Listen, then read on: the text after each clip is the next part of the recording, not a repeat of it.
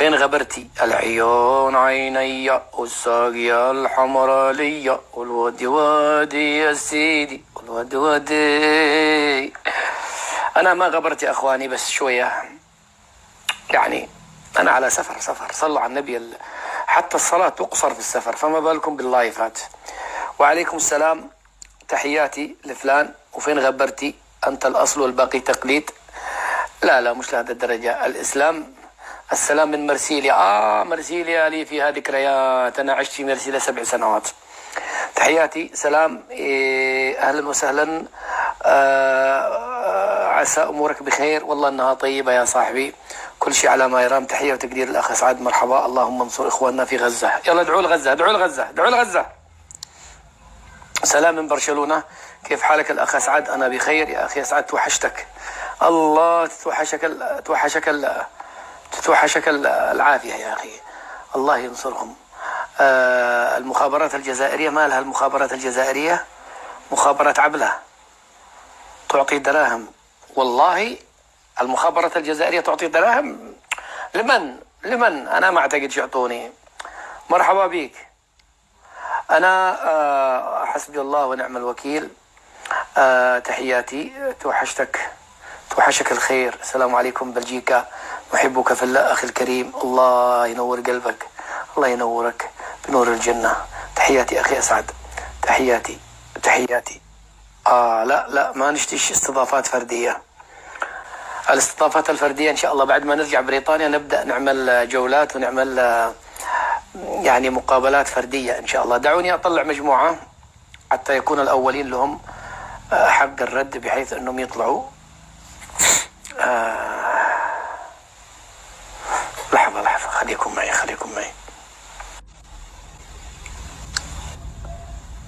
ألو، السلام عليكم. السلام عليكم. السلام. مرحبا، كيف حالك يا أخي؟ لا بأس الأخ أسعد، دارك مليح؟ أهلين وسهلين. أي اسمك يا أخي؟ منير، مكتوبة منير. هو منير. أنت أخي منير، أعتقد مريت عندنا من قبل، صح؟ أكيد مرة نطلع معكم. منير من الجزائر. أيوة أكيد. الله يحفظك يا أخي منير. تريد تقول لي كلمة ولا تنتظر الموضوع؟ والله كما تحب. إذا كاين موضوع ننتظر نسمع الموضوع تاعك اليوم أخ أسعد. طبعا أكيد في موضوع، وأكيد في كلام وفي حوار وفي نقاش. وإحنا ليش فتحنا لايف؟ يعني إحنا فتحنا نشحات ولا نتسول؟ أنت تعرف إحنا لسنا لا نشحاتين ولا متسولين. أنا قلت ممكن طلعت باش الناس يعني يرحبوا بيك وكذا، ممكن مانيش عارف. لا من يرحب بي؟ من؟ المغاربة. رحب بي أولاد بلاد. طيب رحب بي أنت. أنت رحب بي اخويا. انا النهار اللي تجي الجزائر رحب بك. انت راك في المغرب يرحبوا بك المغاربه. رحب بي هنا في اللايف. انت ترحب بي، انا جيت عندك انت ترحب بي، مش انا نرحب بك. هذه صح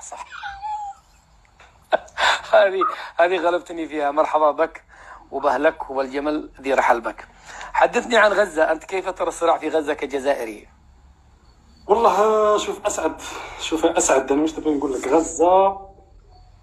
أنا شوف، أنا لما نشوف الكيان الصهيوني لما دخل هذه الحرب، يعني صاب مساندة من الحلفاء تاعو، ونشوف غزة ما صابتش مساندة من الحلفاء تاعها، بالعكس. يعني الناس اللي كانوا يقول لك باللي مثلا، أنا نعطيك مثال، الناس اللي كاين زوج تاع نظريات. كاين ناس كانت مع المقاطعة، ونفتخر أنه الجزائر واحدة من البلدان اللي رفضت التطبيع مع الكيان، مهما كاين واحد الأكاذيب اللي الجزائر مطبعة تحت الطاولة مانيش عارف واش. بصح أنا كجزائري واثق أنه بلادي ماشي مطبعة، ولو كانت مطبعة يعني ما عندها علاقة. طيب أنا دعني. لا أنا خلني، عشان أنا أعرف كيف أسيرك أو أجمع لك أفكارك. سؤال واضح يعني في التعامل مع هذا الكارثة الموجودة في غزة. أن تعطيني الفرق ما بين الدول المطبعة وغير المطبعة. يعني نأخذ مجازا الذي أنت فيه والذي هذا أنتم دائما تقارنوا بعضكم ببعض، المغرب والجزائر. أوكي، أنت الآن تعتبر المغرب دولة حليفة للكيان الصهيوني ومتواطئة مع الكيان الصهيوني.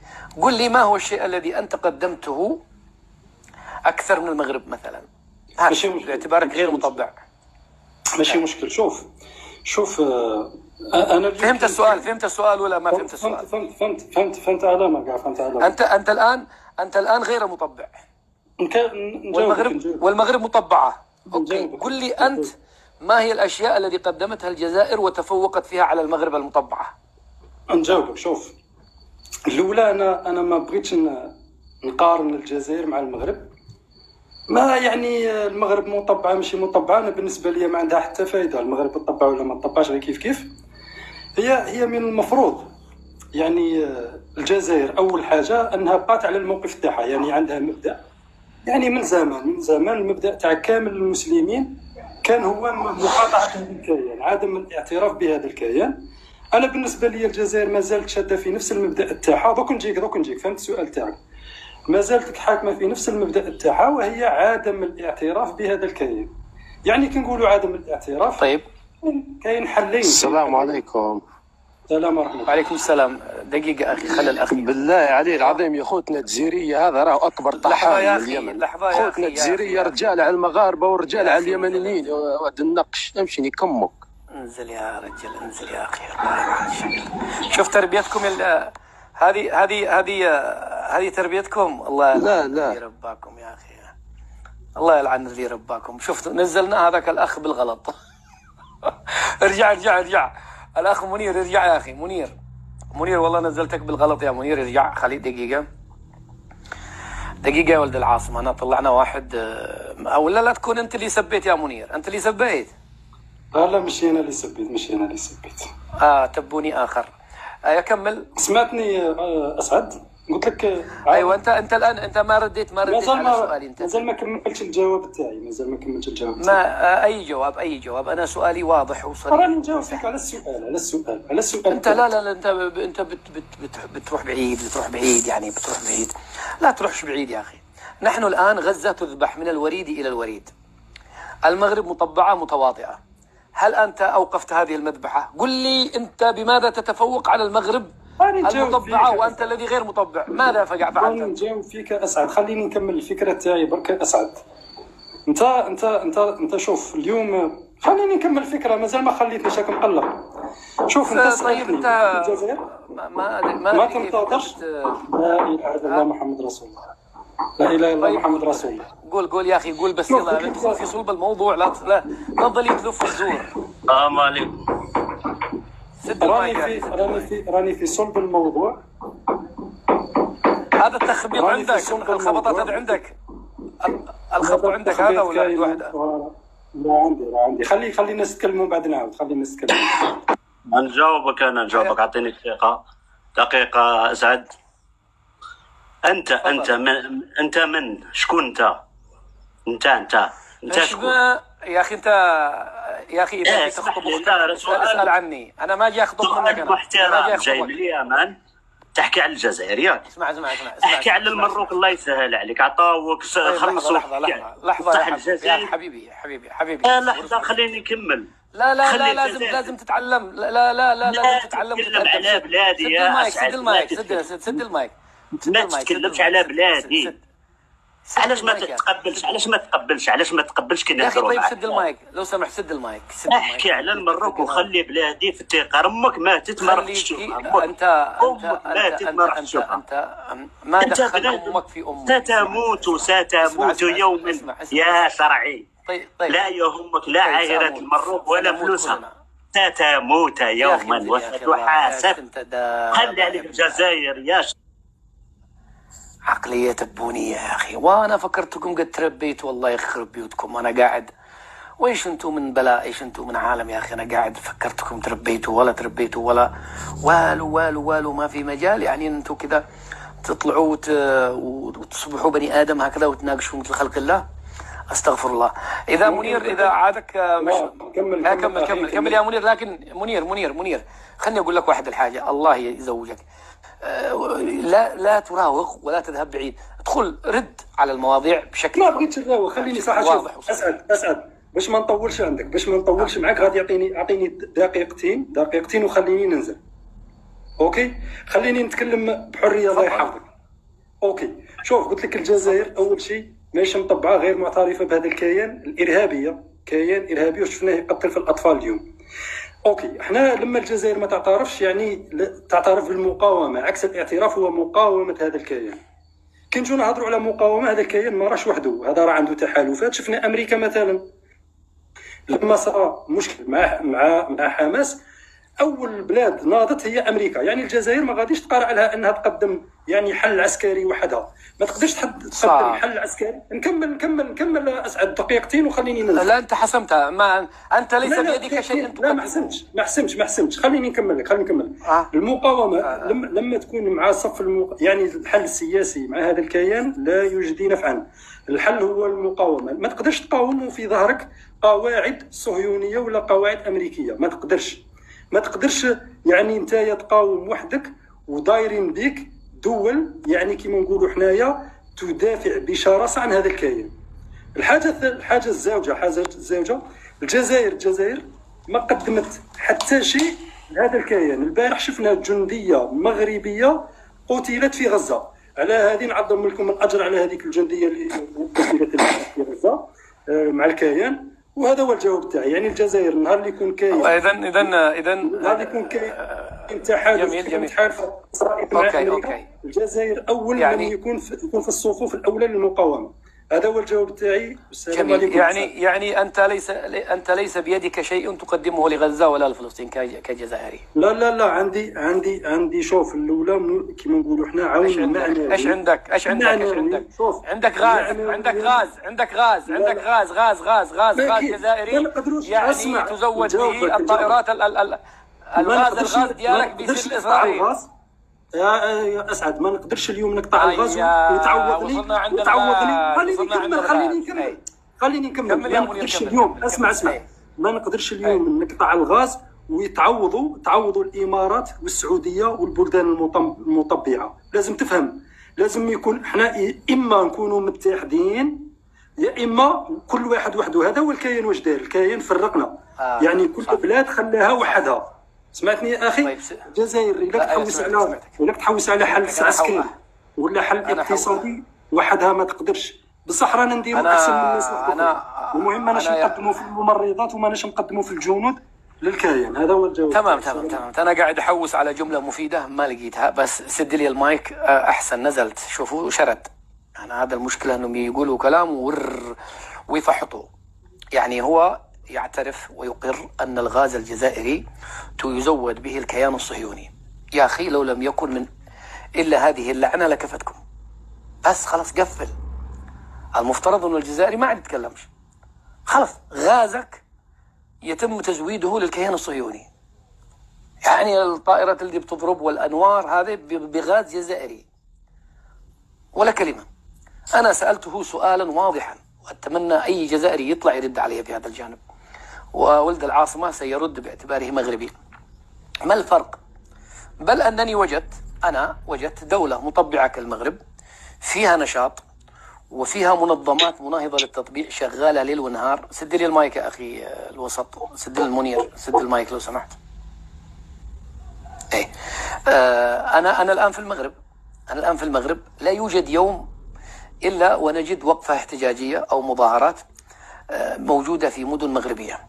الشعب المغربي أول شعب خرج في العالم الإسلامي كله، وعاد الناس تحت تأثير الصدمة، والناس تحت تأثير هول الصدمة ديال طوفان الأقصى. أول شعب خرج في طوفان الرباط وفي المدن المغربية كان هو الشعب المغربي ودولته مطبعة. بينما أنت إلى الآن لم تخرج بمظاهرة مشرفة. الشعب المغربي قاعد يخرج 3 أسابيع وانت يلا سمحوا لك النظام حقك انك تخرج. قمعوكم المرة الأولى والمرة الثانية والمرة الثالثة قمعوكم.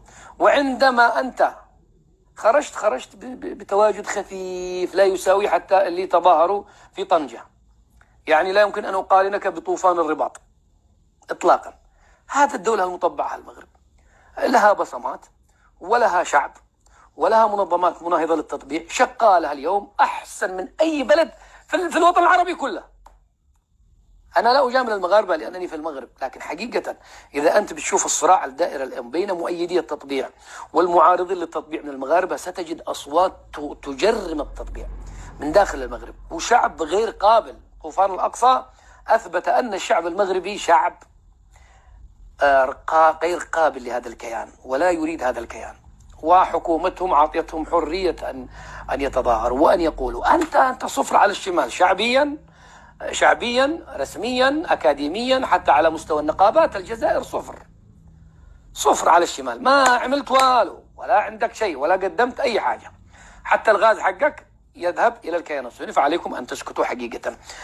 دعوني أعطي الأخ ولد العاصمة كمغربي يرد، ثم الأخ منير. دقيقة يا منير، أنت مستعجل يا أخي. لا نسمعك. أولا لا نسمعك يا أخي، صوتك مشوش. دقيقة أخي منير، أنت مستعجل ولا عندك مشكلة في الصوت؟ أولا سدة، وخلني أسمع ولد العاصمة، ثم نعطيك، ثم نعطي الأخ حمزة بعد ذلك. الدنيا سلامات، لا تستعجلوش. وعليكم السلام ورحمة الله. حياك الله أخي أسعد، وحيا الله جميع الحضور داخل المنصة. المصيبة أن أخونا الجزائري يعترف بأن الجزائر لن تستطيع أن تقدم لفلسطين شيء في الوقت الراهن. فهنا نسأله لماذا المزايدات علينا كمغاربة؟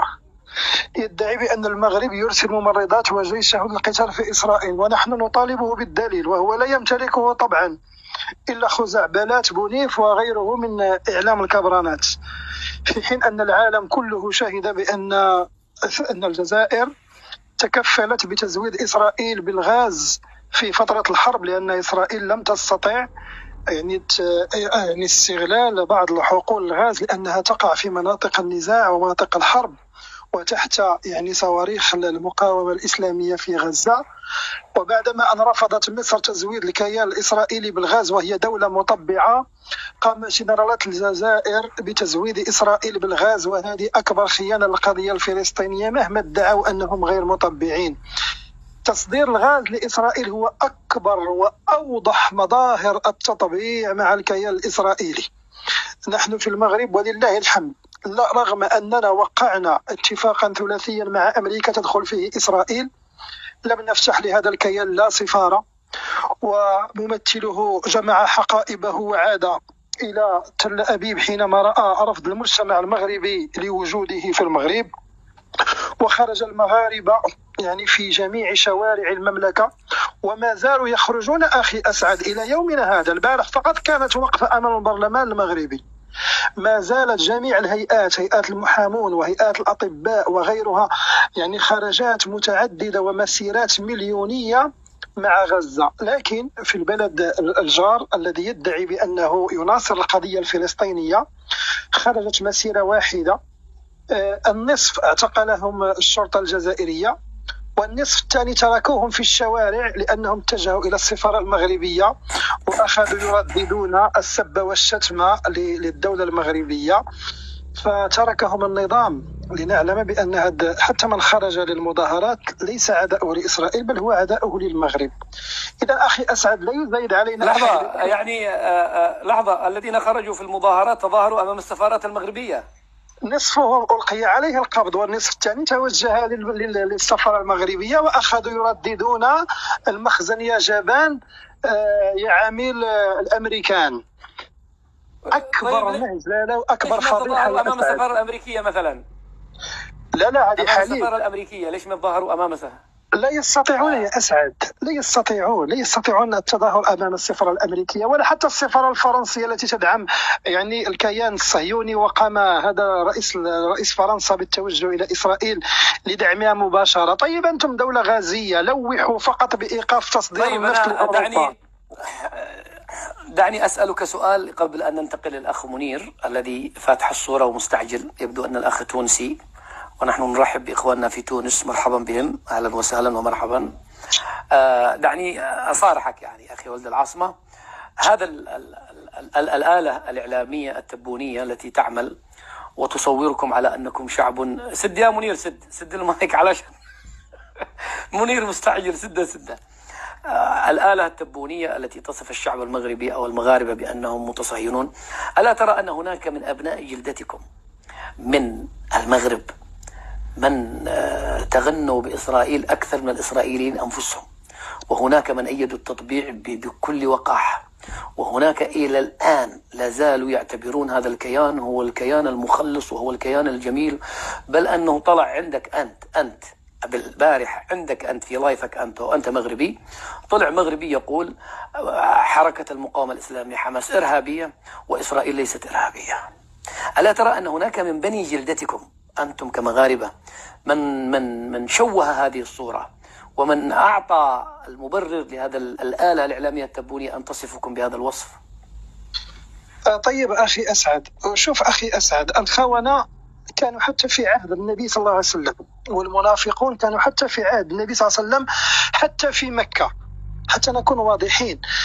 الآن الخيانة تخرج من الضفة الغربية، تخرج من أبو مازن، تخرج من حركة فتح.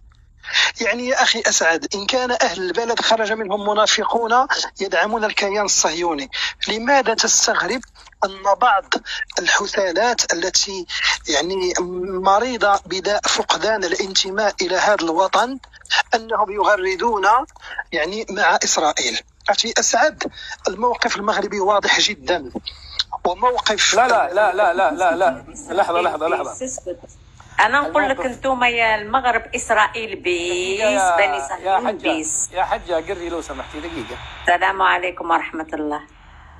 سدي المايك لو سمحتي إذا تريدي. سد المايك، قولوا يسكت إسرائيل بيس.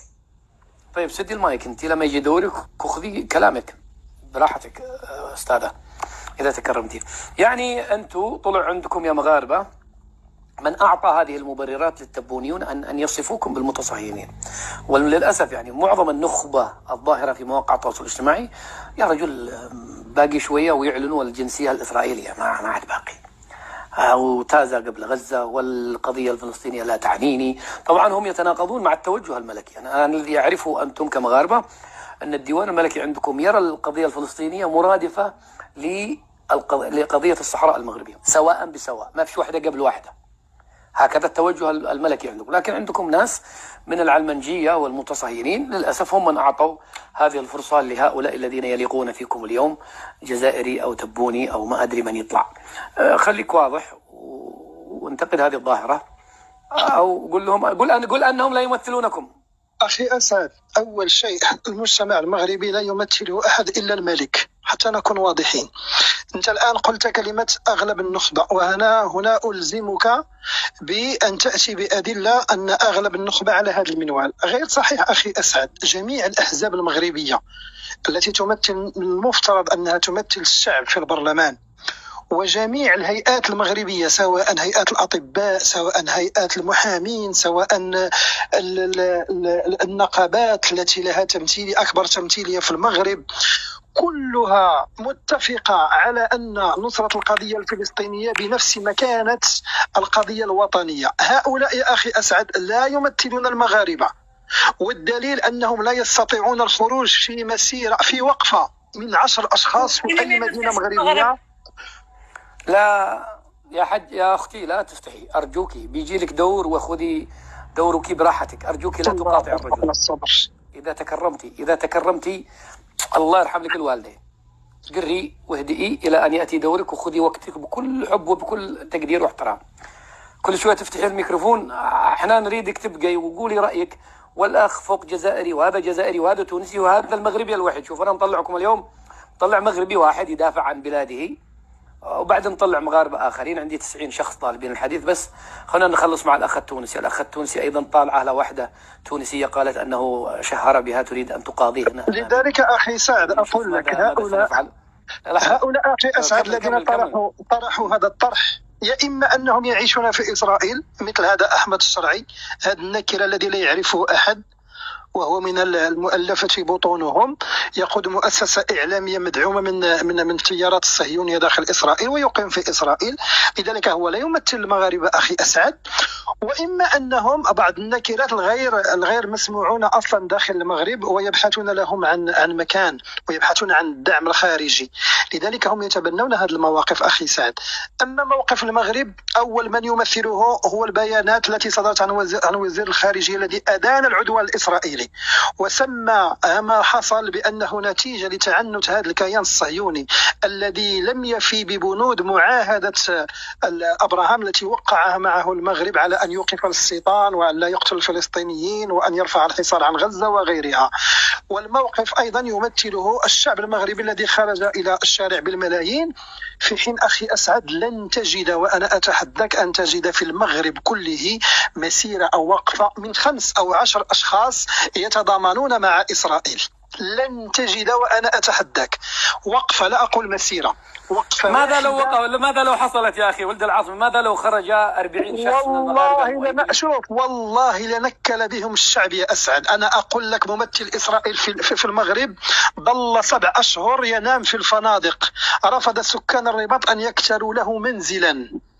الله والله يا أسعد. شوف يا أسعد، مكتب الإسرائيلي في الرباط كان يصدر بيانات يضع عليها الخاتم دون أن يكتب العنوان، لأنه يخاف، لأنه يعلم بأنه مرفوض من الشعب المغربي. حتى نكون واضحين أخي أسعد. وأزيدك يعني قبل أن أنا لاحظت أيضا، شوف هذه صورة، وأنا أتنقل لأني متنقل الآن في المغرب بشكل كبير. لاحظت أنه الماكدونالدز الإسرائيلي هذا شبه خاوي. شوف هذا. السلام عليكم جميعا معاشر المتكتكين والمتكتكات. وأنا أتنقل أمس ما بين مراكش وكازا والرباط، مريت على كل فروع ماكدونالدز خاوية على عروشها. المغاربة مقاطعين. لحظة والله رأيت حتى القطط جالسة على الكراسي بطريقة قوية جدا جدا. المكان خالي فاضي. أنا الآن تقريبا في بوزنيقة. شوفوا القطط مخيمة. القطط من كثر أنه مهجور مخيمة به القطط. واقفة أنا هنا في استراحة ما بين تقريبا الصخيرات أو بوزنيقة، والله نسيت اسم المكان. يعني أنا لاحظت الستاربوكس وماكدونالدز شبه خاوية إلا من الأجانب. والله أن هذا يحسب لكم يا أخواننا المغاربة بصراحة. إذا أنت اختم لي في دقيقة حتى نأخذ الجماعة الواقفين. طيب أخي سعد، أنا في ختام مداخلتي أقول لك أن حتى ممثل إسرائيل في المغرب لم يأتي ويجمع حقائبه ويقفل المكتب ويعود إلى إسرائيل إلا بعد أن علم أن المجتمع المغربي يرفضهم بتاتا. الآن بعد أن تعطي الدور للإخوة الجزائريين، أنا أريدهم أن يفتخروا يعني وأن يظهروا لنا ماذا قدمت الجزائر غير مطبعة إلى الفلسطينيين، باستثناء منح الغاز للكيان الصهيوني ليقصف به الغزاويين ويقتلهم. اسكتي عليك اللعنة. اسكتي يا قليلة الأدب. اسكتي. تفضل أخي أسعد. لحظة يا أخي، لحظة. سد المايك يا أخي أسعد. يمكن دور القصد أخي أسعد. أنا سأدور القصة.